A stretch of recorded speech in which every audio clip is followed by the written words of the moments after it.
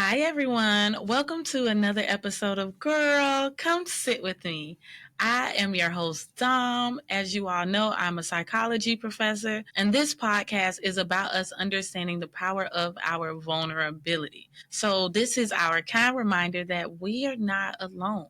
Others are going through similar things or even going through similar emotions, situations. So this is our time to remember that there's power in a collective, okay? So say it with me, say on collective. Nope, I don't think I heard you say on collective. There we go. Yes, so it is about the power of the collective. And today I have a very special guest. Y'all, and not only is he a special guest, let me show y'all something. Do you see this? You see this book? I was just gifted a copy of this book and I cannot wait to read it. It is called Your Happiness Equation.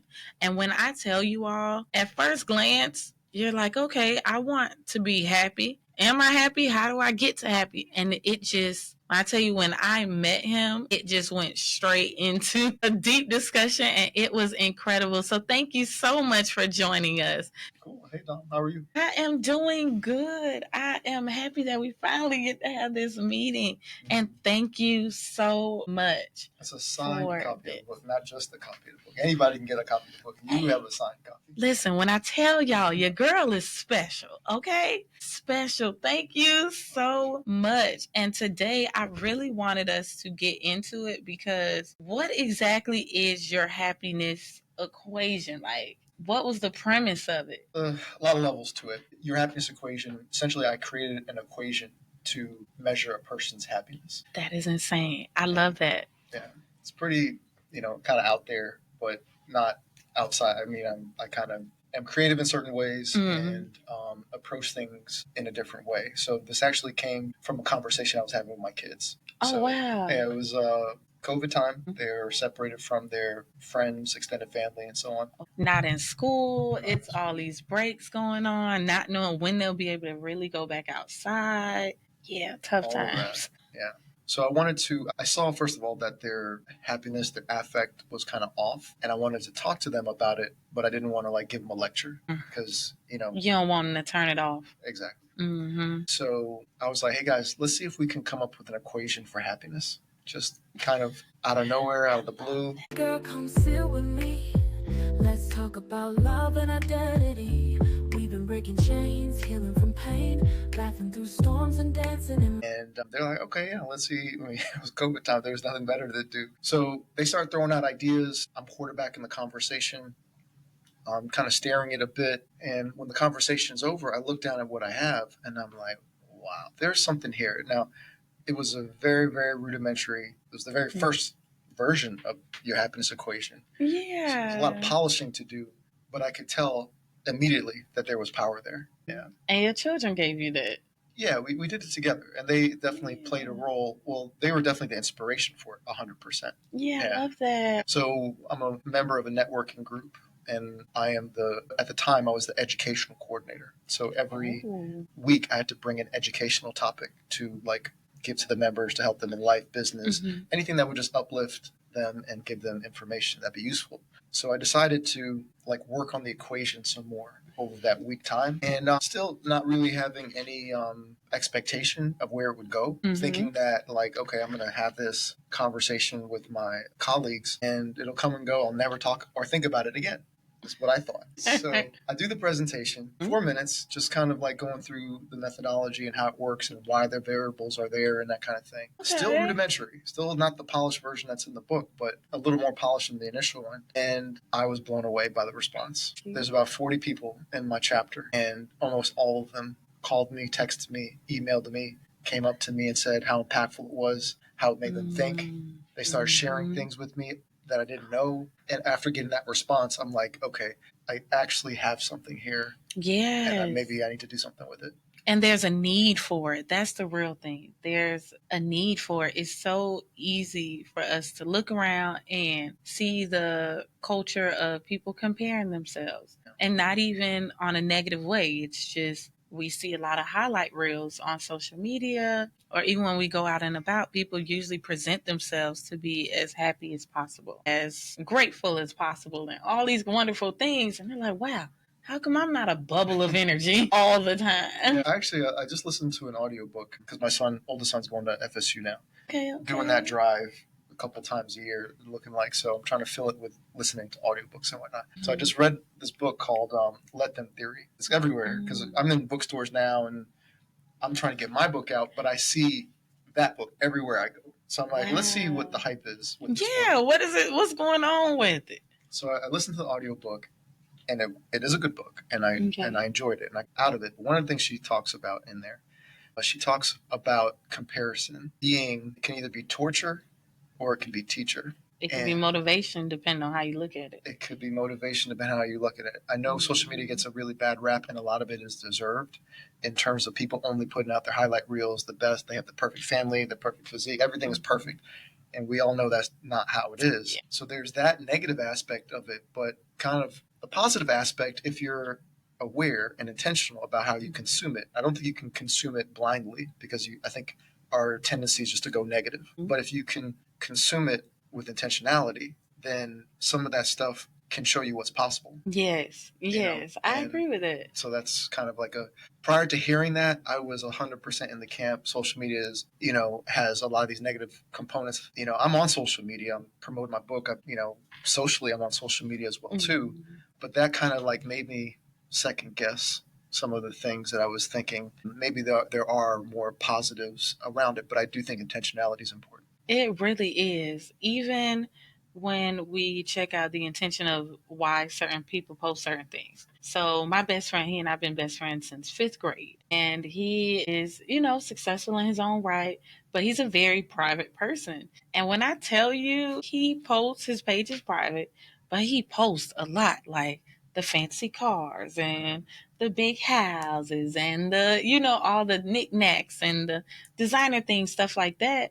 And one day I was just like, you're so private. What makes you post this stuff? And he was like, because we didn't see too much of it growing up. He was like, we didn't see too much of it. So he was like, I need the little homies who see me because now, we're considered aunts and uncles now. So now he's like, he want to make sure that they can see it because they don't have to see us in person anymore. Remember, we used to have to wait to see people in person to see certain things. Now you get the luxury of doing it over the phone. Yeah. And I think seeing it from people who are like you, who you can relate with, who maybe are from where you're from or been through what you've been through, like that really kind of takes it to another level.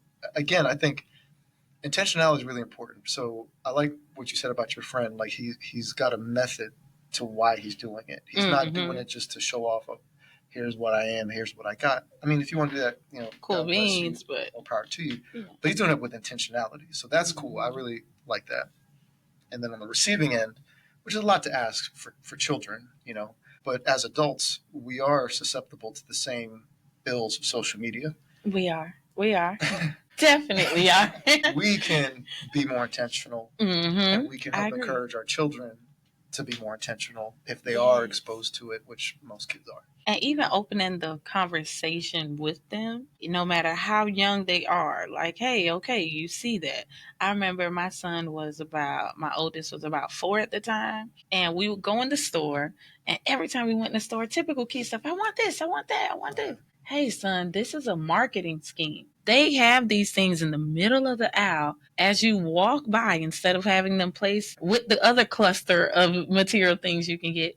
I was like, as a trick, they want you to buy it. They want you to spend their money. So every now and then he stopped asking for everything he saw. But if it got real bad and he really wanted it, he'll be like, Mommy, I'm falling for the marketing scheme. And people are like, did your 4-year-old? Yep, he did. We're not judging my baby. Falling for the marketing scheme. I was like, okay, so every now and then I budge and get it for him. But yeah. That's funny. So it makes a difference in us holding these conversations like how you did with your mini-me's and even doing that together because we can't get to this alone.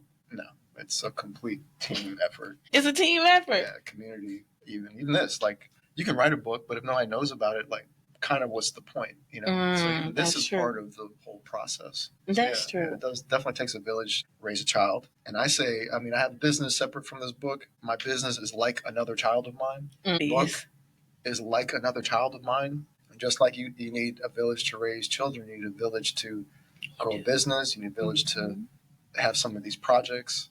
You really do. That's why I'm so fascinated with this, because one of the questions on here that really stuck with me was, when a meaningful situation does not go as expected, negative impact on your emotions lasts a short, medium, or long time. This is something that really, you're asking them to dive into where they are mental, there as far related to their mental health. Yeah. Where are they in that moment?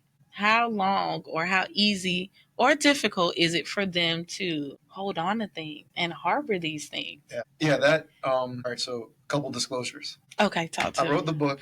I have my own score, and my score isn't 100 because That makes sense. Okay, so you were honest when you were answering it. Okay. and my score really kind of hovers around a certain point.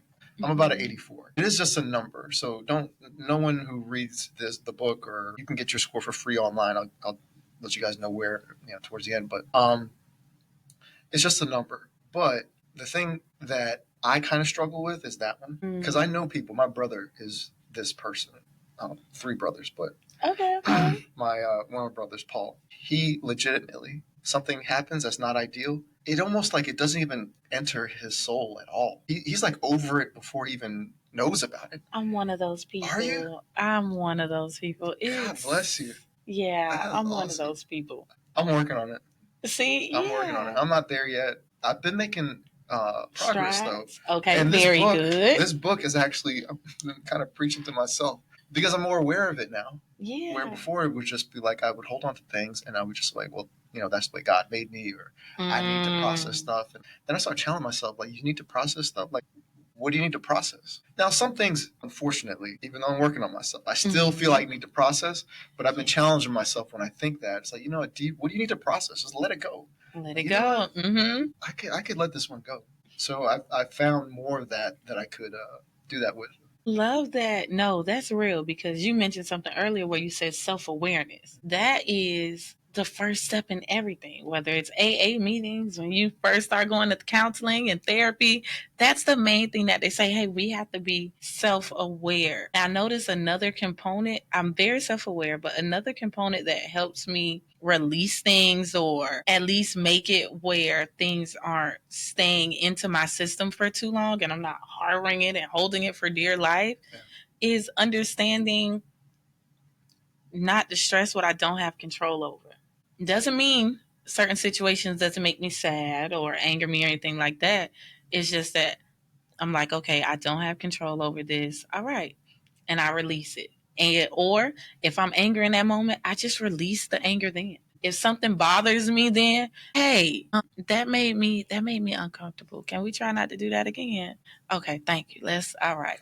And then by that time, I'm back to normal. Oh, okay, so what we talk about again? And then I'm just going right back into it. So for me, it's also releasing whatever it is. If I'm happy in that moment, oh my goodness, congratulations. I'm so happy for you.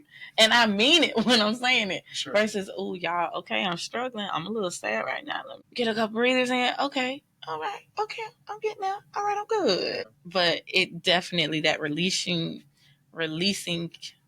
whatever it is I'm feeling. That way it rolls off me. Yeah.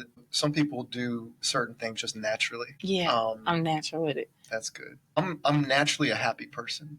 It's hard to get me down. I love that. Me too. Yes. But not everybody is, That's Some people really got to struggle with either their happiness, or they really hold on to things for a long time, which will impact their happiness. Yeah. That's why it's one of the questions. But see what you did there. Yeah. Well, I mean, all there's 7 questions. All of them play a role in the equation. Depending on how you answer, it's going to affect your score. Yeah. I really appreciate that, because when I was going through the questions, I was like, wow, it forces you. Okay, I get it that it's about our happiness, but it really forces us to explore who we are, like who we genuinely are as a person. It, without asking you, who are you? It makes me wonder, like, who am I? Okay, I am the type of person who, it's these negative emotions, the negative impact on my emotion lasts a short period of time. I'm the person whose life purpose is this. I love that it helps people define who they are on their own terms, because the world's already going to place a definition on us. Exactly. Yeah, when we were doing the promotion, well, the promotion never ends, but that part.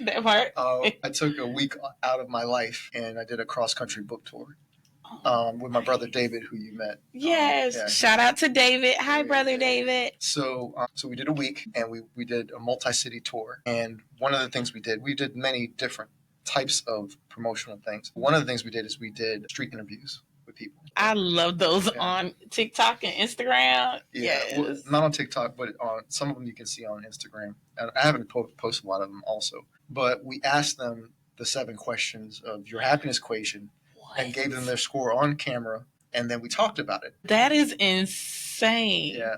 So it's like some of the people, their interviews were so bad because they didn't really think deeply about them at all. Now, granted, in defense, they don't know me. Yeah. I pulled them. It's a random thing. They didn't have a chance to think of it. That's true. So there's that. So we got some of those interviews that were just like really not even worth even posting. Then we got some that were like people like poured out their soul. Oh my goodness. Yeah. So these questions, as you go through them, you can be very like surface level with it, and there's value to that to some degree, and it can go really deep.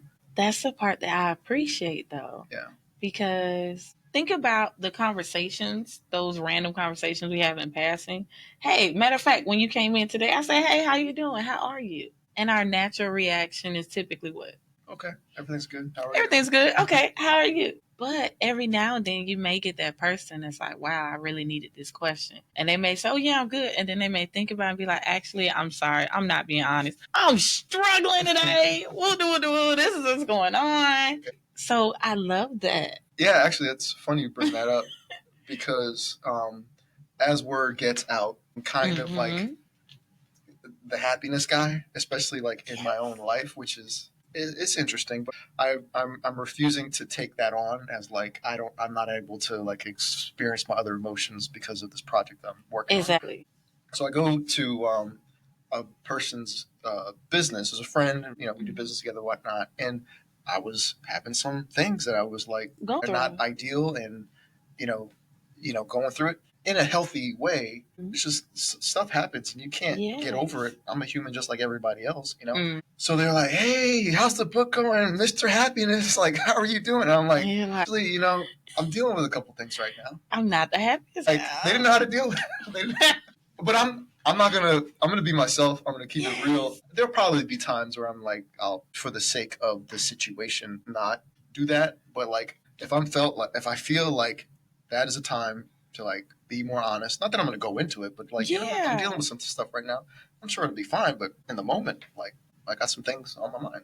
It's some things on your mind, and you're entitled to. We're still entitled to feel our emotions. And that's one of the things that I like that you don't shy away from with your happiness equation, is that we can still lean into how we're feeling. We just have to make sure, one, we can identify how we're feeling, and one, understand that we're feeling some type of way. That's self-awareness. 2, being able to identify what we're feeling. And then after that, then it's like, okay, now I can process. I can start processing how I'm feeling, so that way I can move forward in whatever that looks like, whatever capacity that looks like.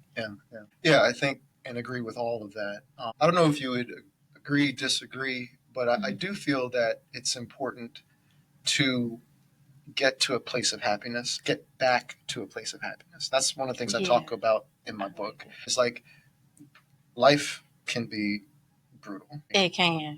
I feel that we owe it to ourselves first, and we owe it to the people in our life to work through whatever's going on and get back to a place of happiness. I don't think you should rush through it. I think you should take all the time that you need, but I think you should be diligent about it when the time comes, because I think there's a time of just mourning. Like, you just, depending on what happened, it's like, I'm not working on being happy right now. I'm just sad that this tragic thing happened to me, and I'm just going to be sad for this time. Yeah. That's going to be different for everybody. But at some point, I feel that you need to work towards becoming happy again. Would you agree with that? I completely agree with it. Hold on. I'm going to get you closer for video purposes. There we go. Okay, that way they can really see your face too in that camera sometime. But yes, I completely agree with you with that, because as we allow ourselves to get these emotions out, what happens when somebody shakes a Coca-Cola bottle before they pass it to you and they give it to you? It'll explode. It's going to explode and it's going to be a mess, not just for the person who's drinking it, but for the people around them in the vicinity. All going to get all this stuff and we're all going to get dirty and it's not a good look. Versus, okay, this is how I'm feeling. Hey, I get all that, but this is how I'm feeling. Right? And when we give ourselves that time, you're releasing it. So not only are you relieving stress off of you mentally, but you're also relieving stress physically. Because what happened? When we hold stuff in, that's when we have heart attacks. That's when we have strokes. That's when it starts showing up in other ailments because our body's like, oh, you don't want to sit down? You're trying to run from this? It's going to catch up. You're going to be like, why am I sick? Why am I so sleepy lately?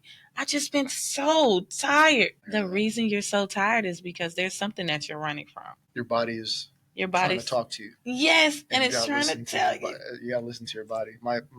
I'm pretty active, and my one of my doctors, he's a chiropractor. They do physical therapy and so on. So when I get banged up or I love whatever, that. he was like, Leighton, you gotta listen to your body. Like the Thank no you. pain, no gain thing. That is true, but people never explain what that actually means. If your joint hurts, you should stop doing that because your joint, you're not gonna work your joint out. That's not the point, you know. If your muscles are fatigued and you can push through that in a safe way, then yeah, because that's kind of where growth happens. But if your back is just on fire, don't push through that. Listen to your body. And the same thing would apply to because we're talking about some mental health stuff, the mental health stuff that you may be going through can manifest itself in your body. And you should listen to your body. You really should. And I love that because that's the first thing they tell you. I go to, what's the name of the place? Stretch Zone. Oh, yeah, Stretch Zone. So they stretch you out, things like that. And there's hey, none of this should be excruciating. Should it be uncomfortable? You're going to be uncomfortable every now and then, but you should never be in excruciating pain. The pain should not be oh, yeah, no. He's like, let us know because we're going to stop then because that's how you get injured. And sometimes we can accidentally injure our hearts and injure our minds through avoidance. And avoidance can just be done out of fear sometimes. Ooh, I can't go through this because if I address it now, I'm going to be on the floor and no one's going to be able to help me. I don't know when I'll be able to get up. But what if that's exactly what you need to get through releasing that so that way you can get to your happiness equation? Because things are going to affect you longer when you hold it in. Yeah, I 100% agree. There's been a thing that I've been thinking about, and this kind of ties into maybe our very, very first conversation. Okay, talk to me. Sometimes, and this is not in my book. We're just talking. That works. So this has not been researched. This is don't do this, don't listen to this. But this is just kind of something I've been thinking about. It's sometimes you're not in a place to confront something. Mm-hmm. So avoidance, maybe there's a better word for it. I don't know. But there have been things that have happened in my life that I'm like, you know what? I can't deal with this right now. You have to table it. I'm going to go and do something productive, and then I'll come back to this at another time. And I've done that in certain points of my life. Definitely, again, not giving advice, not in the book, but it's kind of worked in some situations. Well, is there something to that, or? Heck, yeah, there's something to it. Tell because you're still going. You saw how you told yourself, "Hey, we're not in this moment. We don't have the capacity, but we're going to get back to it." That just means you're not avoiding it. You're just delaying it. So it's almost like postponing your flight when you're about to go on vacation versus saying, I done spent all this money. I know I need to go on this vacation. If several people have spent money, they're all waiting on me to go. And I'm just like, you know what? I'm not going. I cancel the trip. That's avoidance. Yes, that would be the difference. Because at least you're saying, hey, I'm going to table this until I can. Right. And then versus just yeah, no, I don't need to go through this. Things happen. People die every day. I'm good. Right. There is a difference between that versus, hey, I know I need to get through the workday because I know I need this money to get my rent or my mortgage paid. Sure. But when I get home, I already know this is going to come out. Or, there's a difference. People don't ever talk about delay. they always talk about the negatives of avoidance. Like I have a therapist I go to, and we talk about different things as the need arise. And I've been in, different types of situations like that. I read a lot, I listen to a lot. It's never have come up before, like delay. Is that something that comes up? Is that a known thing? So it's not necessarily known because we typically go for the extremes, which is what's popular. Either you're completely avoiding it, or they'll be like, are you an avoidant, or are you the type to hit things head on? And it's like, what if I'm in between though? What if I'm the gray in between? That's why I like delaying. Delaying thing is, it's okay to delay certain things because it's delayed. It's not denied. It's just saying, not at this moment. Maybe you're not ready at this moment. Or I'm not trying to be the voice of reason for those who are just like, oh, I'm not ready. And they just keep pushing something back because they're waiting for perfection. Yeah. That's different. But delaying it in a sense of, you know what? I know my time is coming. I know this is something I'm going to have to tackle. Let me try to get myself into position so I can tackle this comfortably, even though the tackling it may be super duper uncomfortable. Yes. And if you're putting it off. Yeah. Exactly. If you're putting it off. And sometimes we can delay things so much to where anxiety starts to happen because you start to fear, but anxiety is fearing of the unknown. Fear is typically when someone is scared of something that's imminent versus anxiety, which is something like it's just fear of the possibility of it. It can be far away, has nothing to do with you. Fear the possibility. And sometimes when we delay things too long, we get to the anxiety part. And that's when you get into the negative with delaying things. Yeah, no, that's a good point because you talk about like being honest with yourself about is this something that I'm delaying in an intentional, positive way? With intent. Yeah. Or am I just saying I'm delaying it because I heard this buzzword, but I have no intention of doing it or, lie to myself, that kind of a thing. Yeah.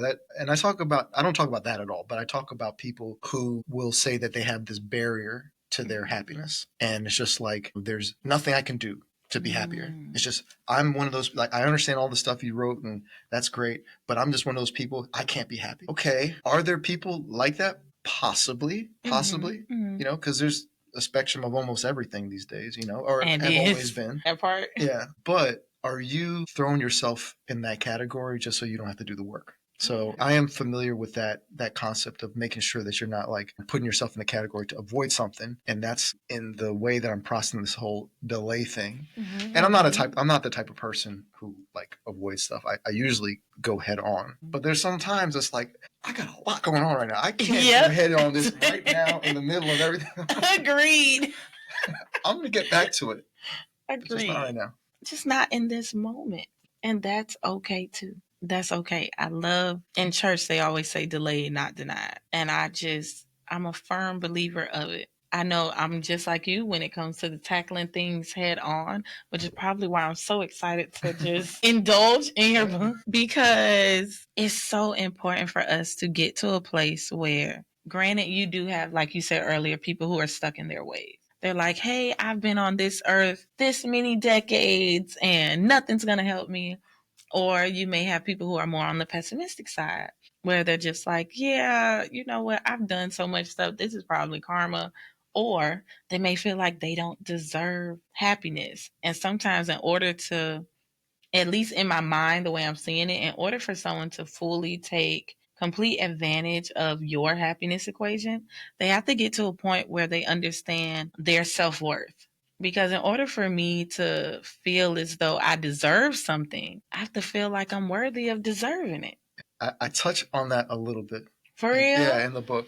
So it's kind of a bit of a story. Weird. So I was always, for a very large portion of my life, probably like at the age of 35, I'm 46 now, that I made a switch in this. I was the type of guy that wouldn't let anybody do anything for me. If I'm out with my friends, they can't pay for me. Your birthday's coming up. What do you want? I don't want anything. Like, I just would not let people do anything for me.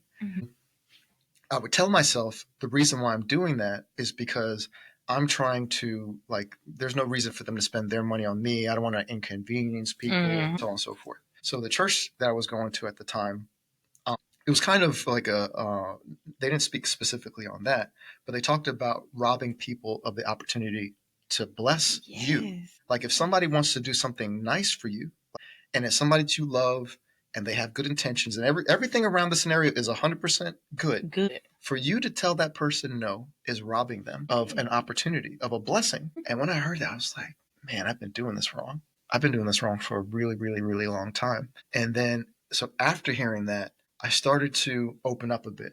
So somebody wants to do something for me, and again, all those things surrounding it are good, go ahead. And that has really added to my happiness, because one of the things that they talk about that impacts your happiness is not only giving gratitude. That has, there are studies, I cite some of them in my book, of how giving gratitude can help your happiness. But another thing that can help your happiness is receiving gratitude. So when someone is, you've done something nice, or maybe just you show up in their life in a way you didn't necessarily do anything in that moment, but they're just like, I just really want to say thank you for who you are, and like how you've just, impacted my life. Like you could say, don't worry about it. I'd do anything for you, and just keep moving. But, or you can just like, I'm really glad you said that, because I really try and whatever the next words are. Yeah, like I'm appreciative of it. I'm really appreciative of that. Like, and you like let that soak in. That is another way that gratitude can impact your happiness. Not only giving gratitude, but receiving gratitude. Yes. That goes into that whole self-worth thing, being the type of person, you're the type of person that is worthy of receiving gratitude, receiving just blessings from people. I'm so glad you outgrew that, because even when you talk about the effects of it, I love that, because as a friend or as a cousin or whomever, I'm thinking in my mind, don't rob me of showing my love. If I love you this much and you've provided so much love to me, I want to be able to show that kind of love back. Because sometimes when you were stopping this, it's almost like you were rejecting them in a sense. You were. You're rejecting them. You were like, hey, I'm a good friend, but I'm not going to give you the opportunity to be, In my defense and in their defense, a lot of them don't know. So we talk about awareness. So this podcast, if you're listening to this podcast right now, you can't say you don't know, because you just heard it. You just heard it. So if you're the type of person that does that, it could come from many different places. Regardless of where it comes from, start to like become more aware of that. And if you can let, again, the right person, right scenario, everything's positive, and somebody wants to bless you, let them bless you. And sometimes just practice saying, okay, thank you. That too. And it can be, I'm going to break it down even further. It can be as simple as a compliment. There's so many people who don't know how to take a compliment. And see, exactly. Mm-hmm. So one of the things I do in all of my classes that I teach, so I teach college students, and in all the classes I teach, I always have one class where I'm like, hey, here's a challenge. And for extra credit, just tell me what that was like. Next, I was like, how many of you all receive a compliment and they're like, ooh, matter of fact, give me a random compliment. It could be anything. I love it here. Looks great. But okay, it was a struggle today. What? My friend hair is longer than, matter of fact, I like your bald head more than I like my hair, right? So I just deflected. I just pushed the compliment back on you, instead of just saying, you know what, thank you, and walk on. Don't say thank you and you don't have, nope, thank you so much. I appreciate that. Just accept the compliment, because we are all deserving of receiving love and having those moments where certain hormones are being released into our body because of something simple as work, like when we work out and we get the happy hormones that come out. Same thing with compliments, y'all. Yeah. Imagine how many men are not accustomed to getting compliments. Yeah, that's one of the examples that I put in my book. Not only would I not let people pay for me, I wouldn't receive their compliments. I would deflect. And I was like, oh, no, but yours is great. Like, it's like, man. And I always thought, even then, at that point in time in my life, because I'm the same person now as I was then. I just have more information. Yeah. So that whole thing just really kind of changed the way I approached that. So. No, I'm very appreciative for this, because now I'm about to have it where my students have to read your book, because read it first. I'm sure you will. Yeah, I'm going to read it first, make sure it's appropriate. I'm pretty sure it is. Yeah, there's nothing inappropriate. Because even, because even with the excerpts I've been able to glance at, things like that, I'm already seeing like, hey, this is a game changer. Could be. This is a game changer. Can be for sure. Not can be, it is. Well, it is for sure, because people have, it's been out there long enough for people to have read it. And I mean, people have already reviewed it, and then I've gotten personal messages from people. Yeah, I watched a couple reviews. Not trying to stalk you, but I watched a couple reviews of the book and everything. So yes, it is a game changer. How big of a game changer remains to be seen, but I know for sure, because people have told me, it has changed their life. And so that's powerful, you know. It is. And it's a lot of validation, because it's hard to do this. I can believe it. Like that. You know, you're an author. You put your heart and soul into something, and you're like, well, let's see where this goes. And to get the validation that people appreciate it, and it touched them in the way that you intended it. Yeah. That is really cool. And now, okay, question. You see how your book has touched so many people already. Your happiness equation. Also, I like this hoodie, by the way. I kind of want that hoodie. Y'all, the hoodie is fine. Okay. So since you have been able to do that for other people, you do understand that you're deserving of all that coming your way tenfold as well, right? I'm an open vessel. Okay. There we go. I am receiving all of it. So yeah, I've been almost brought to tears at times when people, and I respond back like, you know, thank you for sharing that. Like, you made all the hard work like worth it, you know? So it's been good for them, for the people who've read it, and it's touched them, you know, in that way. It's been great for me. It's been great for my children to see like how small conversation, like a mustard seed kind of a conversation, has grown into something that is like changing people's lives. Like, that's dope. That's incredible. And they get to see your legacy. That too, which is... They get to see your legacy, not just when they look in the mirror, but also through your work and what you're exemplifying by doing the work. Because again, like, I guess this is kind of like maybe a full circle thing. Like, the conversation or the book idea came from a conversation with them, because I was trying to get to them in a way that they wouldn't like put their guard up.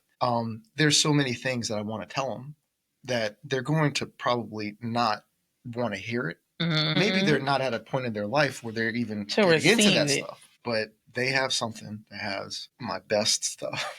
Yeah. From a life. I mean, I've traveled the world. I've read a lot, and I read a lot. I have a business, and I've experienced life I'm divorced and remarried. So I've really experienced life, and I put a lot of that in there. So they may not be in a place to hear it right now, but if I'm gone, and this book will be here, it's immortal as long as the world is here. Exactly. They'll have something to go to. Well, what would my dad say? Or think what would about he this? say? What would he do? Like, I touch on like the biggest things in life. And that's beautiful, because it goes to your children and, you know, eventually your grandchildren, things like that. Too. Yeah. That's real. So where can they find this? Leighton, where can they find your happiness equation? So our website is like the hub for everything. Okay, so perfect. What's that? Our website is yourhappinesseq.com. Okay. Yourhappinesseq.com. That's our website. So on our website, you can buy this hoodie if you want to buy the hoodie. You can buy the hat if you want the hat. You know, we got a bunch of other merch that is there. You can, of course, buy the book. It takes you to a link on Amazon. The book is, I think the paperback is like $64. I'm not doing this to make money necessarily. I am really trying to help people. So I've tried to lower the bars of like getting involved, getting more information as low as possible. So you can get the book, of course. The book is out on all 4 versions. So we have the paperback. We have the hardcover book. That one's $25. Yes, hardcover. If you're trying to ball with your happiness equation, then hardcover all day. So we have the ebook version, which is $8.64. So again, super, super low barrier to entry. And then we have the audiobook too, which I am the narrator.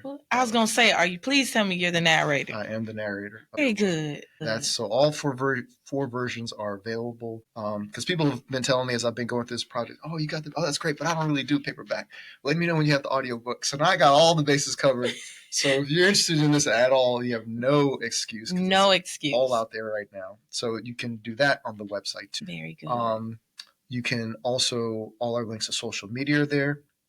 from our website, but our social media handle on all platforms are the same. It's at Your Happiness EQ.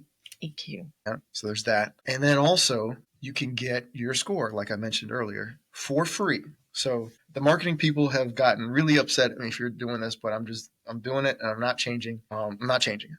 You can go on my website for free. You don't have to put in your email address. You don't have to put in a credit card. You don't have to do anything. And you can answer the 7 happiness questions, and you'll get your score on the spot. That is insane. Now, you can go, like we talked about, you can go very deep, and that's where the book and some of the other stuff is going to come into play. But if you're just curious and you want to find out what your score is, you can do that for free right now. Anyone in the world, wherever you are in the world, you can do it. That is incorrect. Yeah, I know your PR team is just like, why? Yeah. Okay. The email, it's like, I want people to interact with it. That's if they see value beyond that, then they'll connect in other ways. And I love that because even for research basis to see, okay, this is what's working, this is what's not working, like you really get to see people's starting points before they get your book. And then I'd be interested, okay, so for all of my viewers and the Girl Come Sit With Me community, when you all get a chance, I want you to go to the website Your Happiness. And what I want us to do is we are going to take the quiz, answer the 7 questions. We're going to dive deep. We don't even want it to be superficial because let's dive deep, right? We can do superficial at any other time. We're going to dig deep, answer it, and then once you get it, once you go through the book, give yourself some time to sit with it, and then I want you to go back and take the test again. See if your score went up. Not saying your score will be perfect because we're not robots, but at least give yourself the opportunity to see where you are after you check out Leighton's book, okay? Your Happiness Equation. Oh my goodness. Thank you so much for coming to sit with me, Leighton, for real. I appreciate this. Thank you for having me. This was incredible. And now, y'all, I got to go to the website and get a hoodie because, yeah. So thank you so much. And did you have any parting words? Only thing I'll say is that in our logo, which was also done by my brother David, none of the brush strokes for the happiness face are perfect. They're intentionally imperfect because everybody's happiness is going to look different. So when you take your score, it's just a number. It doesn't matter what it is. The important thing is answering the questions honestly, seeing what pings you, and then starting to take the next steps after that. I love that. I remember when you first told me that, I was just thinking the intentionality around all of it that's what people are longing for. Okay. That's what people are longing for. A labor of love. Yes, for real. So thank you again, Leighton. Have a good one. Thanks, Leighton. Woo, woo. Later, y'all.